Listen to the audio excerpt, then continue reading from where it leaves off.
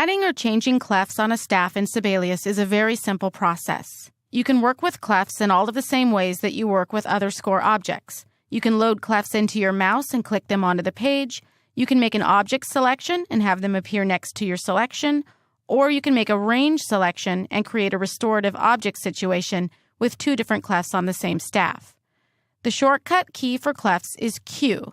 C has been taken by the note name C, so Q was the next best phonetic choice. So to access the clefs gallery, press Escape so that nothing is selected in your score, then press Q. Or you can visit the Notations tab, Common Group, Clef. Go ahead and select a clef from the gallery. I'm going to choose bass clef. It's now loaded in your mouse. Your mouse should be blue. Find a place on a staff where you'd like to put that new clef in and click. Sibelius automatically updates subsequent systems to show the new clef as the new permanent clef. If there are any notes on a staff where a clef change is inputted, the notes will update automatically to read properly in the new clef. So let's try this. I'm going to input a simple C major scale in my clarinet and B flat part. Now, if you don't know how to input notes yet, that's okay. Just follow along with me on my screen. And I'm going to go ahead and drop this down by 1 octave, making a selection and using Command Arrow down. I'm going to input an alto clef right before this scale to show you how Sibelius adjusts the notes to fit within the clef. This time I'm going to select the bar rest just before the bar where my scale begins. Q for clef. I'm going to select an alto clef. And Sibelius puts that in just before that selected bar rest and adjusts the notes to the right to fit into the new clef. Now I can actually take this one step further with clefs because they're click and draggable. If you click on a clef change, meaning this right here, this clef that I just inputted, you can actually click and drag it. So I'm going to start dragging it to the right, and you'll notice as I pass through the notes that the notes to the left of my alto clef are now in treble clef, and the notes to my right are in alto clef. So you can be very precise with the positioning of your clef changes. Now you'll notice that you can't delete clefs that are at the start of the score or at the start of a system. In fact, you can't even select them. If you try, you'll just end up moving the paper. So if I needed to change a clef at the start of the score or at the start of a system, I'd have to replace it with something else.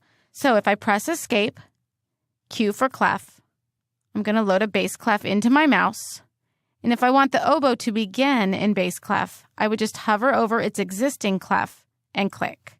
So you can't delete clef changes at the beginning of a system. You have to replace them.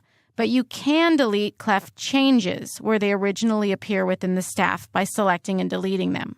In other words, these changes that I've made here and here, I can select those and I can use backspace or delete to delete them.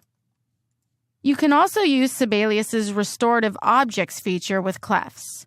To do this, you'll make a range selection. I'm actually going to go ahead and choose just a portion of my C major scale to do this. Sibelius will give me a new clef at the beginning of my selection, and it will restore the old clef at the end. So I'm going to press Q for clef. Let's turn it into a tenor clef this time.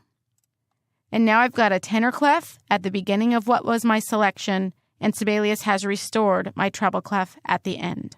One quick note about transposing clefs. Let's take a look at them inside of our clefs gallery. Go ahead and open the clefs gallery by pressing Q and scroll on down. You'll see that you have a section for octave transposing clefs here. Octave transposing clefs in Sibelius, so those with an 8 or 15 above or below them, function the same as non-transposing clefs. The octave transposition for playback is defined within the instrument's definition in Sibelius and not within the clef itself. So, simply inputting these clefs into a part in the score will not transpose the notes up or down during playback. And finally, of course, there is a legacy clef dialog for you located at the bottom of the clef gallery called More Options. Go ahead and choose More Options. And this is the clefs dialog, where 1 or 2 more advanced clef options can be found. For now, you should have no trouble working with simple clef changes in your score or parts.